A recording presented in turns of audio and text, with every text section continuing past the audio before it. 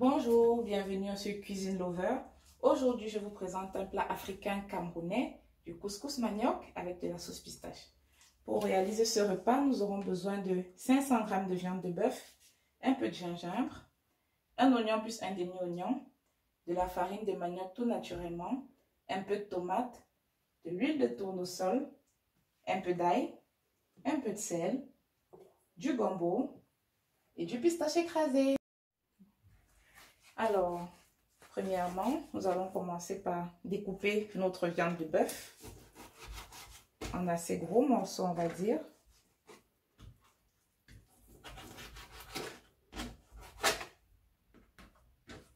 Quand je finis de la découper, je la mets à chaque fois dans cette casserole qui est là.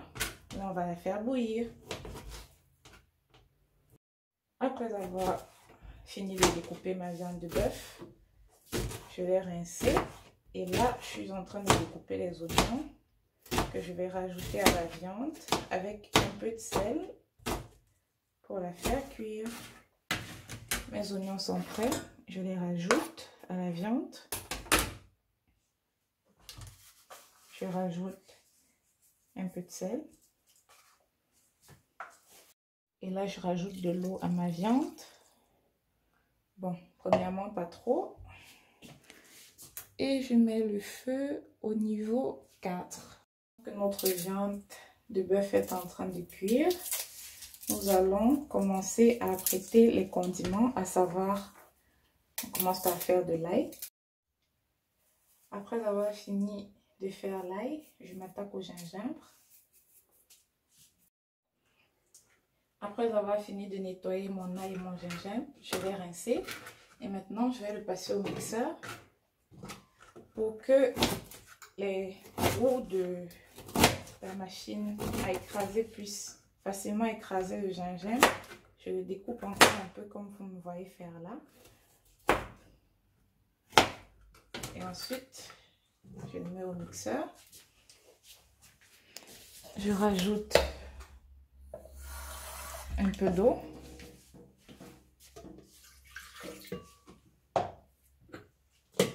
Et là, je couvre le tout.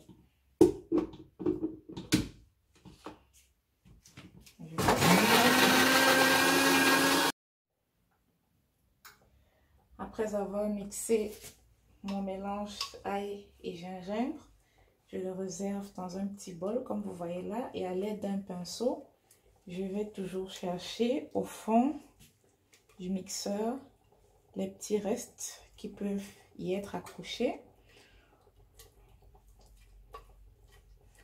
On va réserver. Et si jamais vous n'avez pas un pinceau, n'hésitez pas à mettre un peu d'eau dans le mixeur, recouvrir le tout, à secouer et le reverser pour l'utiliser pendant la préparation de notre sauce. Après avoir terminé de réserver mon mélange ail et gingembre, on va regarder un peu ce qui se passe dans la casserole, à savoir la viande. Comme vous pouvez le voir, elle n'est pas encore cuite. On va laisser encore quelques minutes et on remue à l'aide d'une spatule. On peut goûter si besoin pour voir si le sel est suffisant. Et en attendant, nous allons nous attaquer au gombo. Alors, je vais commencer par découper le gombo. C'est pas obligé d'être coupé en petites lamelles, hein. Il n'y a pas de forme précise, vous coupez comme vous le sentez. Pour ensuite le laisser mixer. Parce que c'est grâce à ça qu'on va rajouter dans la sauce pour donner un petit goût, un petit effet gluant si je puis me permettre, afin de pouvoir magnifiquement le déguster avec le couscous. Et là, j'ai repris mon moteur. Je vais mixer le gombo que j'ai préalablement découpé comme vous l'avez vu. Et je vais d'abord rincer mon mixeur, comme vous pouvez le voir. Je rajoute le gombo.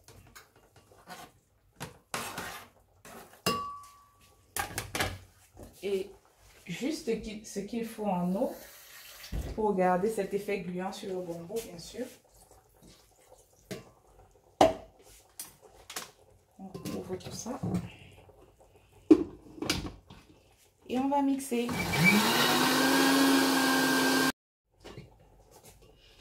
Alors, comme je vous disais, le gombo est terminé de mixer. On va rajouter tout ça et réserver dans un bol. C'est juste ce qu'il faut de gluant, tout ce qu'il nous fallait. Et là, c'est le même principe, hein, comme on l'a fait avec l'ail et le gingembre. On peut rajouter un peu d'eau, mais vraiment un tout petit peu, si ce n'est même 2 gouttes, et le rajouter au mélange lorsqu'on devra le mettre dans la sauce. Je reviens avec ma spatule pour regarder la viande. Elle est presque cuite, mais ma technique à moi, étant donné que je la fais un peu frire dans l'huile au début, avant de commencer à faire la sauce, je vais éteindre le feu à ce niveau-ci et je vais mettre de côté. Et là, je m'attaque aux pistaches écrasées pour faire ma sauce pistache. Moi, au préalable, je la trempe dans un peu d'eau afin de la diluer naturellement.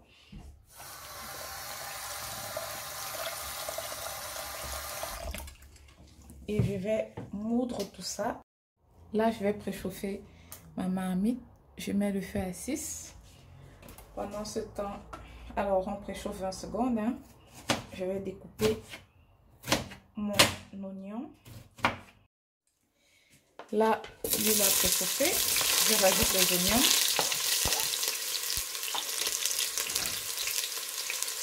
Et comme je vous l'avais dit, moi j'ai une technique. La viande, je la rajoute également.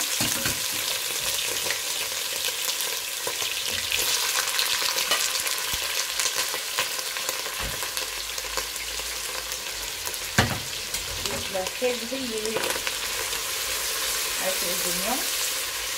C'est pour ajouter un petit goût, si on peut dire caramélisé. Après avoir laissé dorer, je rajoute mon peu de tomate.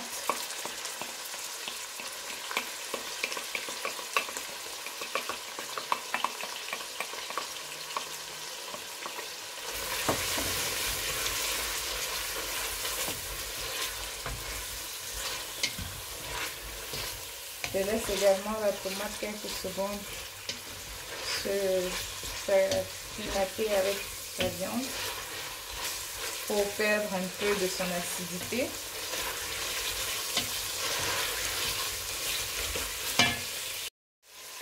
Quelques secondes plus tard, je goûte pour savoir si la tomate a perdu en acidité. Et là, je vais rajouter le mélange gingembre et ail. Je mets d'abord un tout petit peu de vernis. Je vais goûter préalablement. Bien sûr, après avoir rajouté cette fois-ci un peu de sel pour savoir à peu près à quel goût s'attendre. Et là, je vais rajouter l'eau de ma viande.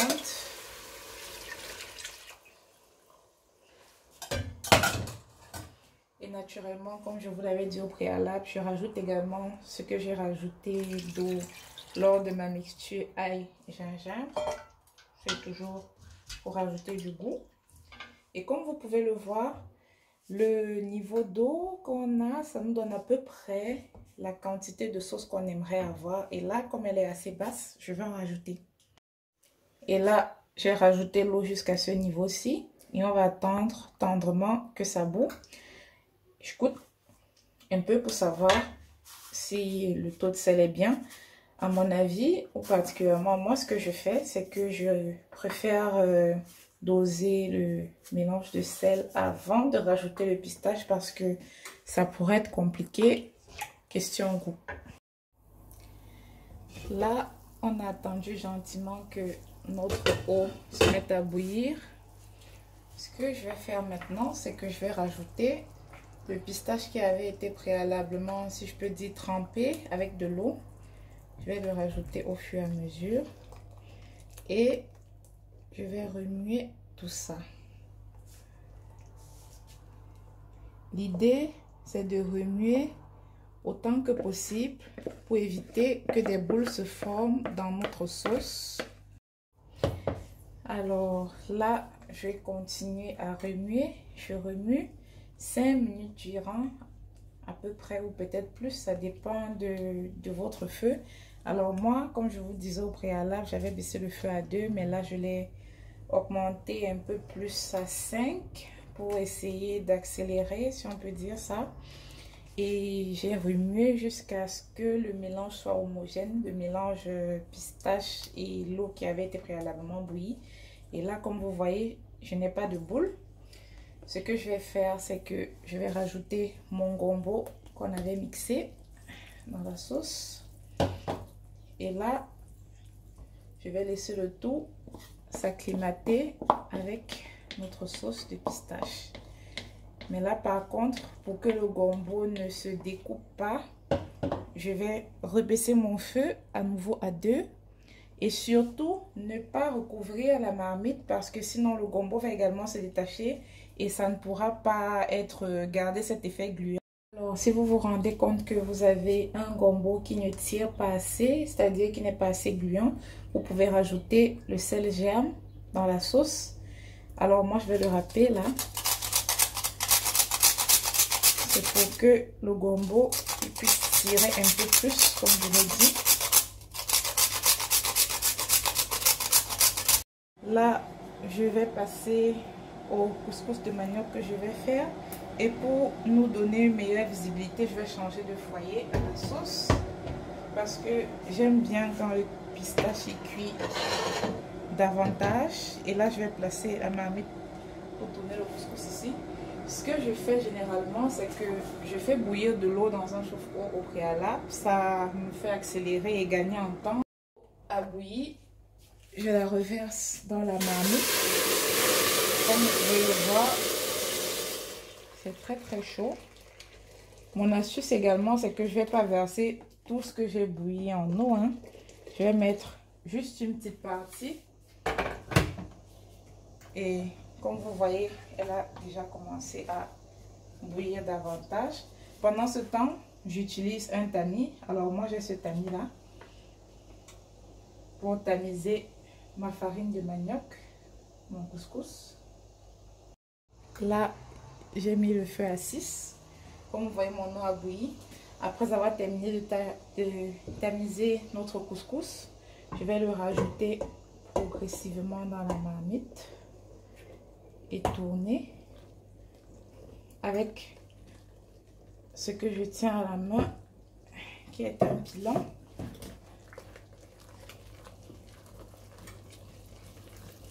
Tourner rigoureusement et rajouter davantage de couscous. Alors là, j'ai retiré le couscous du feu parce qu'il y a une étape où il faut, comme je vous ai dit, on tourne très fermement. Et là, non seulement avec les mains, mais aussi avec les pieds, il faut appuyer une certaine pression. Tenir très fermement. Et comme vous voyez, ce mouvement, en principe, avec le pilon, il sert à ce que les boules soient éliminées au maximum que possible et qu'on obtienne une texture fine. Mais attention, ne pas trop doser dans ce sens-là non plus, parce que sinon, ça tire et ça devient un peu comme du chewing-gum. Alors là, comme je vous l'avais dit, on avait baissé le feu pour que la sauce puisse continuer de cuire. Et c'est fait. Donc, j'éteins. Pendant ce temps, notre couscous qui est prêt, on va former des boules. Et je vais vous montrer comment moi je forme mes boules. Le reste d'eau bouillante que j'avais, je les mets dans cette casserole. Et avec cette louche en inox, je coupe. C'est plus facile d'avoir, comme vous voyez, c'est grâce à l'eau bouillante que je réussis à couper. Alors, vous voyez là, ça dépend. Si vous voulez avoir des grosses ou des petites boules, ce que je fais, c'est que je secoue dans un sens et dans l'autre. Si besoin, vous pouvez également rajouter avec la louche. Hein. Vous voyez, ça donne pas toujours. Et là, toutes les boules que vous formez, quand c'est prêt, vous pouvez servir.